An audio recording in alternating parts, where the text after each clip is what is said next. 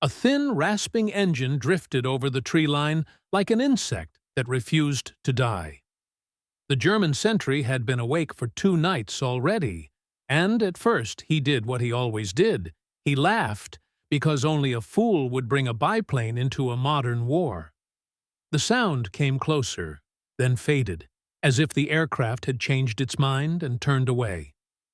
The sentry relaxed for one heartbeat. Then the darkness beneath the wings fell silent, and the bombs arrived as if they had been dropped by a ghost. The explosions were small compared to the heavy raids that flattened cities. But that was the point. This was not a battle for territory in the map room. It was a battle for sleep, for nerves, for the ability to keep men steady in a trench when tomorrow's artillery would need them alert. The aircraft doing this was the Polikarpov Po-2, a slow wooden biplane that had once taught teenagers how to fly. German soldiers called it a toy. After months under its nightly visits, many stopped using that word. This happened on the Eastern Front, mostly from 1942 onward, in the long nights that stretched over the steppe, the forests, the swamps, and the burned villages. It was flown by Soviet night harassment units, and most famously by a women's regiment that the Germans came to fear so intensely that a nickname spread through the front lines like a rumor you could not shake. This story was not about a miracle machine, because the Po-2 was not miraculous. It was about how simplicity, repetition, and human endurance could turn a harmless-looking aircraft into a weapon that attacked the mind as much as the body. The Germans expected danger to arrive at high speed with cannon fire and engines screaming. The Po-2 arrived slowly, quietly, and often, and that made it harder to defeat than anyone wanted to admit. To understand how a training biplane became a nocturnal torment, it helped to go back to the years before the war had eaten every assumption. The aircraft began life in the late 1920s as the U-2, designed by Nikolai Polikarpov as a basic trainer's stable, forgiving, easy to repair, easy to fly.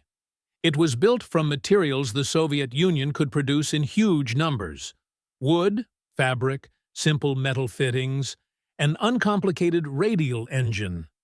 It did not need rare alloys or delicate systems. It needed hands, glue, wire, and time. In peacetime, that meant flight schools could expand. In wartime, it meant something more important. The aircraft could be everywhere. When Germany invaded the Soviet Union in 1941, the Red Air Force suffered catastrophic losses on the ground and in the air. Modern aircraft were precious, airfields were vulnerable, fuel was strained, and front lines shifted faster than planning.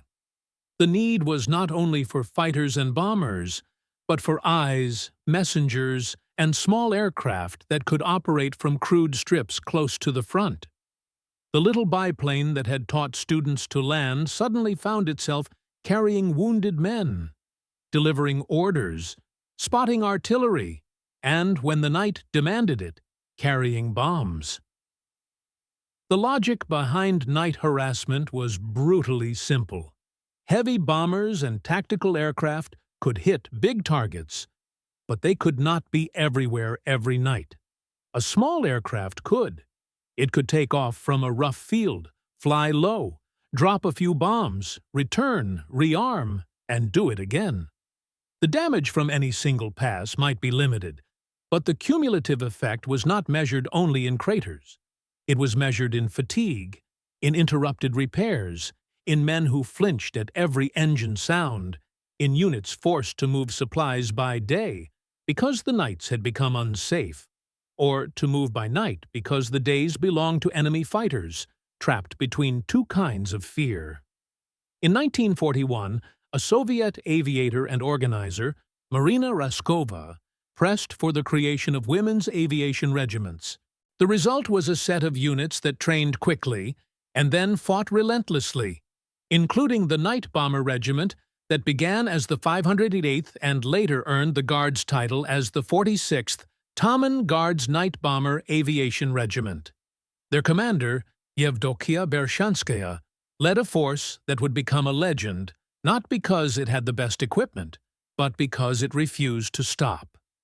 Their aircraft were Po-2's open cockpits, no armor, minimal instruments, and a bomb load that looked almost laughable compared to the four-engine giants over Europe. Often the bombs were small, carried under the wings or fuselage racks, the kind of ordnance meant for vehicles, supply points, and field positions rather than factories. The engine was modest, the speed low, the silhouette old-fashioned, yet that weakness forced tactics that made the Po-2 strangely effective at night. The crew usually flew as two, a pilot and a navigator bombardier. They operated at low altitude to avoid radar and to make navigation possible by landmarks.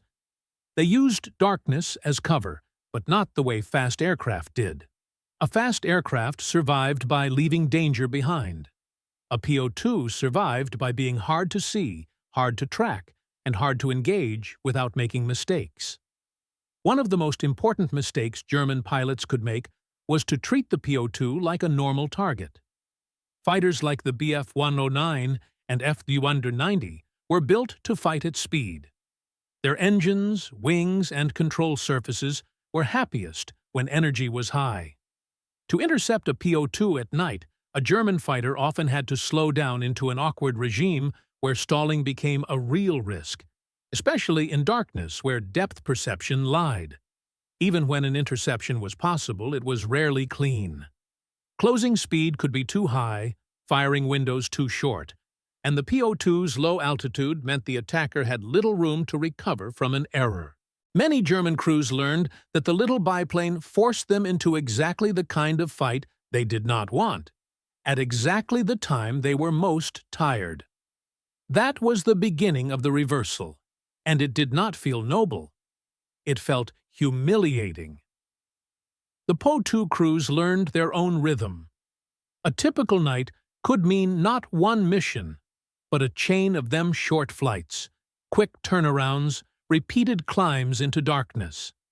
They carried what they could, struck what they were assigned, and returned to do it again. The scale came from repetition.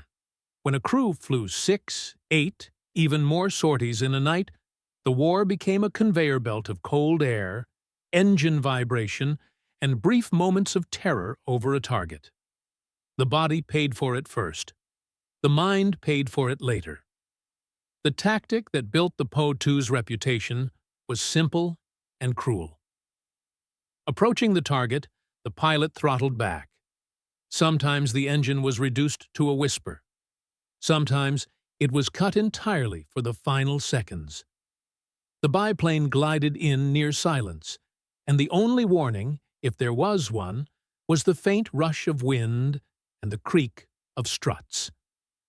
German soldiers described hearing it too late, the sound of something overhead that did not sound like an aircraft at all, followed by the impact of bombs. They began to fear the silence more than the engine. One night, over the Caucasus, and later over the Kuban, a Po-2 crew lined up on a supply area behind the front. Searchlights probed the sky like fingers. Flak guns waited for a target they could see. The crew flew low, using trees and terrain as cover, then rose slightly to clear obstacles. The engine noise drew attention for a moment and beams began to hunt. The pilot held steady long enough to place the aircraft, then cut power and let the biplane slide into darkness. The searchlights drifted past because the eye searched for movement, for speed, for an obvious target. The Po-2 did not give it. The navigator released the bombs, and the aircraft dropped away, restarting the engine after the release. The climb back into darkness was slow, vulnerable, and it was exactly when many crews were killed. But when it worked with a kind of precision that felt unfair to the men on the ground. They could not shoot what they could not keep in sight. They could not sleep because the next pass might come at any moment. And it often did. The Germans adapted, of course. They always did. Listening posts tried to pick up engines earlier. More light flak was positioned near likely approach routes. Searchlights coordinated better. Night fighters were tasked to patrol. Some units learned to keep discipline: no fires, no careless movement, no predictable patterns. But adaptation had a cost. Every searchlight crew kept awake for hours was a crew less effective the next day. Every flak unit firing into darkness burned ammunition and patience. Every fighter scrambled for a biplane was a fighter consuming fuel and pilot stamina for a target that might be gone before it arrived. The Po-2's war was not designed to win by force. It was designed to win by erosion. The micro-stories that made the Po-2 famous were often not about destruction, but about survival under conditions that looked impossible. Nadezhda Popova, one of the regiment's pilots, became emblematic of the experience. On some nights, she flew mission after mission, returning to a dark field where ground crews worked by feel and habit, loading bombs quickly, refueling quickly, sending the aircraft back out with barely enough time for a swallow of water. She returned with fabric torn, with holes punched through wings that looked too delicate to hold shape, with the smell of exhaust and smoke trapped in her clothing. A modern fighter could take a hit and keep speed. The Po-2 took a hit and kept existing. And sometimes that was enough. Another crew approached a target already on alert. Searchlights caught them at the edge of the run. Light flak opened up in a frantic pattern, and the sky turned into an invisible maze made visible by tracers. The pilot had seconds to decide: dive and risk hitting trees or wires, climb and become an easy target, or bank hard and hope the searchlights lost the angle. The Po-2 was slow, but it could turn tightly at low speed. The pilot threw it into a sharp bank, the wings flexing, the aircraft shuddering, and the searchlight beam slid off the fabric and disappeared. In that moment, the crew understood something that would repeat through the war. The Po-2 could do things at low speed that fast aircraft could not. That did not make it safe. It made it unpredictable. And unpredictability was a form of armor. There were nights when the armor failed. A Po-2 caught by a night fighter had almost no chance if the attacker got a clean-firing solution. Tracers tore through fabric like fire through paper. The open cockpit offered no protection from fragments, wind, or flames. The crew might have seconds to try to land in a field they could barely see, or to jump into darkness from an altitude that might not allow a parachute to fully open. Many did not come back. The legend that grew around the regiment did not erase the fact that it was dangerous work done in an aircraft that was never meant to take punishment. The nickname that the Germans spread did not come from respect alone. It came from the frustration of facing an enemy that seemed to ignore the normal rules, and from the grim understanding that those crews were willing to fly into death repeatedly to keep the pressure on. That was not easy to dismiss. As the regiment gained experience, it learned to use teamwork. One aircraft could draw fire and searchlights while another slipped in. One pass could trigger the defenses. The next pass exploited the confusion. The Po-2 did not need to destroy a depot to be effective. It needed to force men to react, to reveal positions, to waste ammunition, to lose focus. In a frontline war where concentration meant survival, breaking concentration was a weapon. The story expanded beyond one unit because the Po-2 fit the Soviet war in a way few aircraft did. The Eastern Front was vast, the infrastructure often poor, the airfields crude, and the demands constant. A simple biplane that could operate from rough strips and be repaired quickly mattered. It mattered for liaison. It mattered for artillery spotting.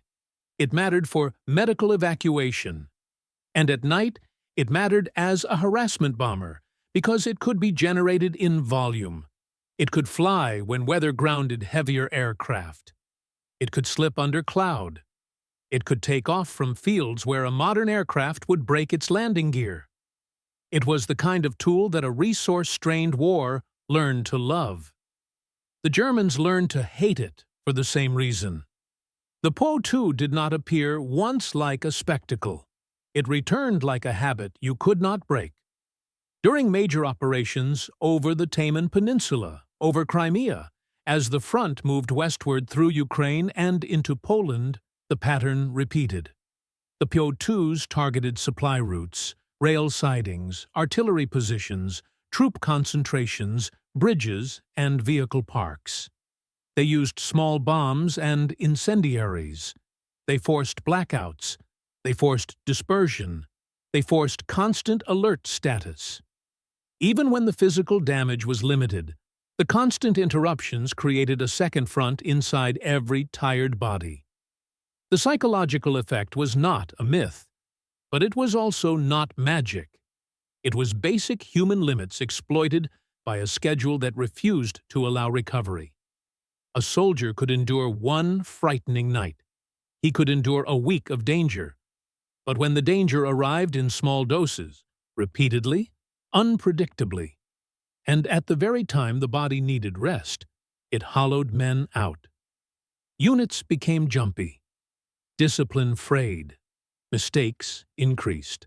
And the next day, when the real fighting came, artillery, infantry assaults, armored pushes, the men who had not slept were slower, angrier, and less resilient. That was the Po-2's strategic logic made personal. By the later years of the war, the Po-2 was still obsolete by every measure that looked important on a performance chart. It was still slow. It was still vulnerable. It still carried limited bombs. Yet the Soviet Union had built so many of these biplanes that the type became one of the most produced aircraft in history, and the supply of airframes and spare parts allowed a kind of persistence that more sophisticated aircraft could not always match. Wood and fabric could be patched. Engines could be swapped. Fields could serve as runways. A weapon did not need to be modern to be abundant, and abundance at night created its own kind of power. The women of the night bomber regiments carried that power with bodies that were not protected by armor or comfort. They flew in freezing wind. They navigated over featureless terrain. They aimed by sight and timing. They landed on dark strips with minimal lighting because lighting invited attack. They climbed back into the air on nights when the easiest decision would have been to stay on the ground. Their warfare was not glamorous. It was relentless. That relentlessness, more than any bomb, was what broke the enemy's sleep. In the end, the Po-2's story became a reminder that the word toy often meant not worth taking seriously, and that was a dangerous assumption in war. The Po-2 did not win the Eastern Front by itself. It did not destroy armies, but it helped shape an environment in which German troops and crews were never fully safe at night, never fully rested, never fully certain. It forced resources to be spent on defense against a threat that looked beneath notice. It turned the darkness into a place where the smallest engine could still carry fear. Years after the war, the men who had faced it remembered the same sequence. An engine that sounded weak enough to mock, then a silence that made the skin tighten, then the sudden impact that proved the mockery had been foolish. They had expected terror to arrive with speed. Instead, it arrived with patience. They had expected the night to protect them. Instead, the night belonged to a biplane that had learned how to weaponize fatigue. They called the Po-2 a toy until it taught them what a toy could do when it never stopped coming back. And by the time they stopped laughing, they had already lost the one thing every soldier needs more than ammunition: